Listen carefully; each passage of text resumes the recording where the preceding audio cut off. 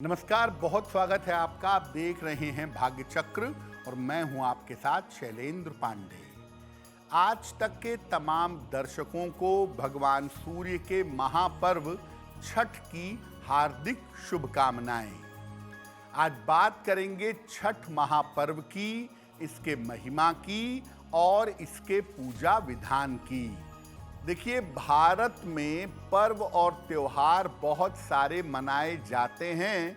ऋतुओं के आधार पर, मौसम के आधार पर, फसलों के आधार पर और मान्यताओं के आधार पर। छठ पूजा का वैज्ञानिक और पौराणिक महत्व क्या है, सबसे पहले ये जानते हैं।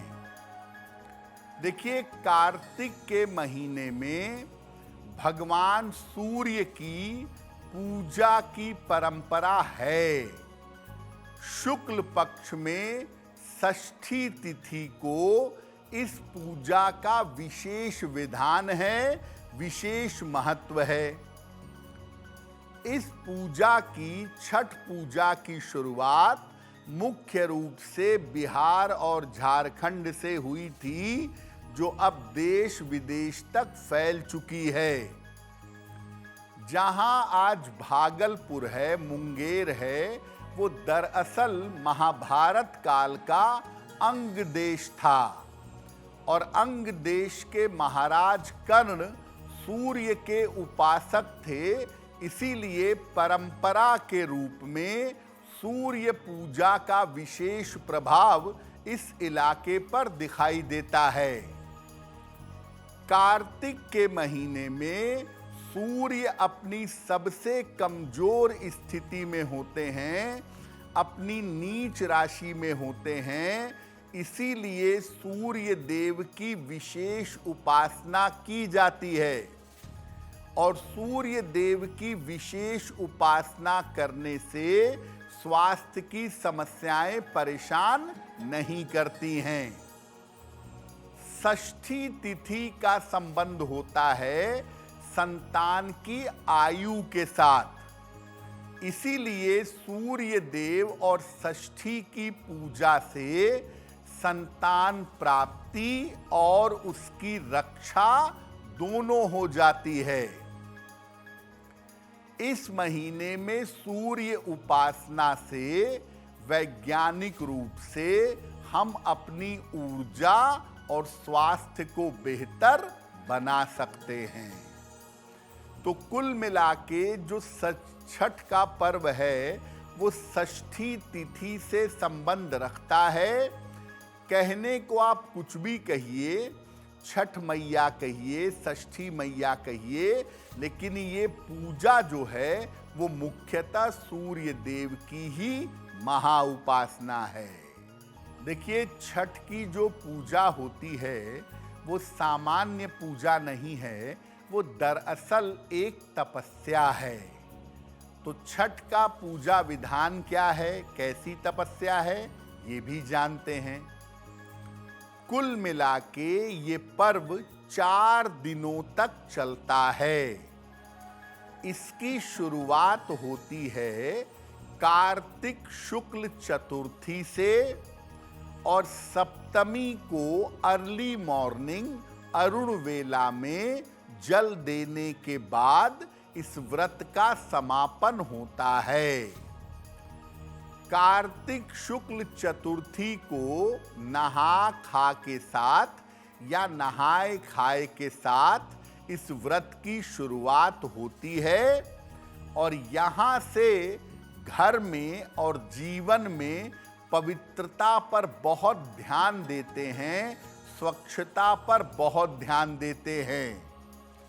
इस दिन लौकी और चावल का आहार ग्रहण किया जाता है।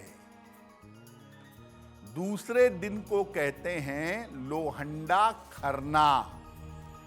इस दिन दिन भर उपवास रखकर शाम को खीर का सेवन किया जाता है। खीर गन्ने के रस की या गुड़ की बनी होती है। इसमें नमक या चीनी का प्रयोग नहीं होता।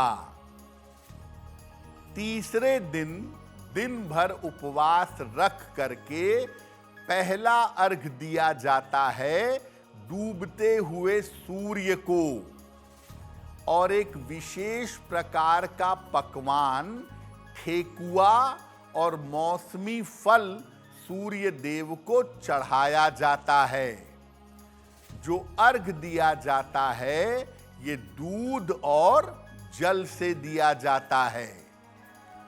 चौथे दिन बिल्कुल उगते हुए सूर्य को अंतिम अर्घ दिया जाता है और इसके बाद कच्चा दूध और प्रसाद इसको खाकर व्रत का समापन किया जाता है।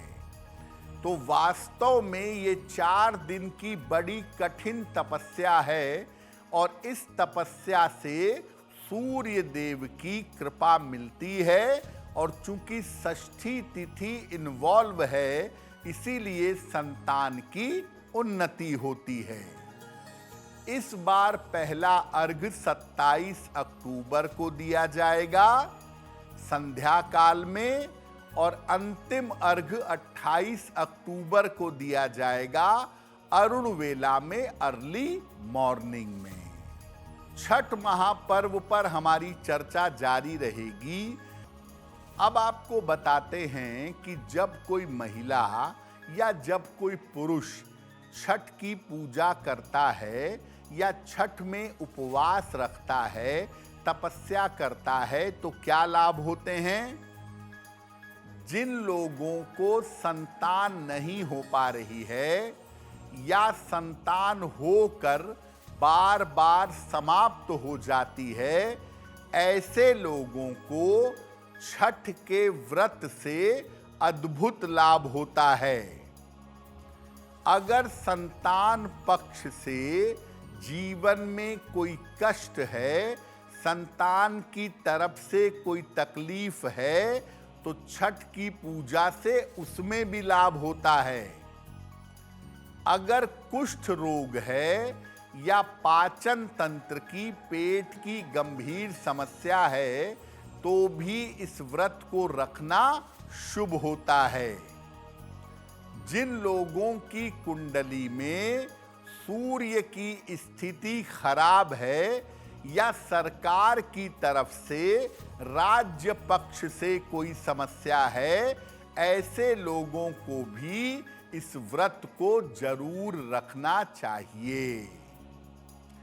तो मुख्यतः अगर आप संतान वाले पक्ष को और सूर्य वाले पक्ष को बेहतर करना चाहते हैं तो आप छठ की पूजा अवश्य करिएगा। अब ये जानते हैं कि छठ पूजा की, छठ व्रत की सावधानियां क्या हैं। ये जो व्रत है ये अत्यंत सफाई का और अत्यंत सात्विकता का व्रत है। इसमें बहुत कठोर रूप से सफाई का ध्यान रखना चाहिए और घर में अगर एक व्यक्ति भी छठ का उपवास रखता है, इसका पालन करता है, तो बाकी सभी को सात्विकता और स्वच्छता का पालन करना चाहिए। बाकी लोग व्रत ना भी रखें तो घर में सात्विक आहार बने, प्याज लहसुन आदि का प्रयोग ना हो, घर में पवित्रता और सफाई पूरी तरह से मेंटेन होनी चाहिए। व्रत रखने के पहले आप अपना स्वास्थ्य एक बार जरूर देख लें। अगर ब्लड प्रेशर के, डायबिटीज के मरीज हैं या आपको बहुत सारी दवाइयाँ खानी पड़ती हैं तो सोच समझ करके व्रत रखिएगा। ऐसा कुछ मत करिएगा कि आपके स्वास्थ्य की वजह से आपको दिक्कत हो जाए। देखिए, बहुत सारे लोग ऐसे होते हैं जो छठ का पर्व नहीं मनाते या छठ का पालन नहीं करते, लेकिन वो चाहते हैं कि सूर्य देव की कृपा उन्हें मिले, व्रत न रखना पड़े या स्वास्थ्य गड़बड़ है। ऐसी स्थिति में मैं सलाह दूंगा कि जब पहला अर्घ संध्या काल को दिया जाएगा, उस समय आप भी सूर्य को अर्घ देकर प्रार्थना करिएगा। और जब दूसरा अर्घ सुबह के समय दिया जाएगा तो उस समय भी सूर्य को अर्घ दे करके प्रार्थना करिएगा। लेकिन कम से कम इतना ख्याल रखिएगा कि छठ के दिनों में मांस मदिरा का प्रयोग मत करिएगा। सात्विक रह के संध्या काल और प्रातः काल का अर्घ दे दीजिएगा। दूसरा, छठ के प्रसाद को महाप्रसाद कहा जाता है। तो घाट पर जाइए, जहां महिलाएं पुरुष जल चढ़ा रहे हैं, पूजा कर रहे हैं, व्रती के चरण छूइए और थोड़ा प्रसाद उससे लेकर ग्रहण करिए। अगर छठ के पर्व में आप ऐसा कर पाते हैं तो मात्र अर्घ देने से और प्रसाद ग्रहण करने से आपको सूर्य देव की कृपा अवश्य मिलेगी। अब वक्त हो गया है ऐसा क्यों जानने का। ऐसा क्यों में हम आपके मन की तमाम समस्याओं का सरल तरीके से समाधान करने का प्रयास करते हैं।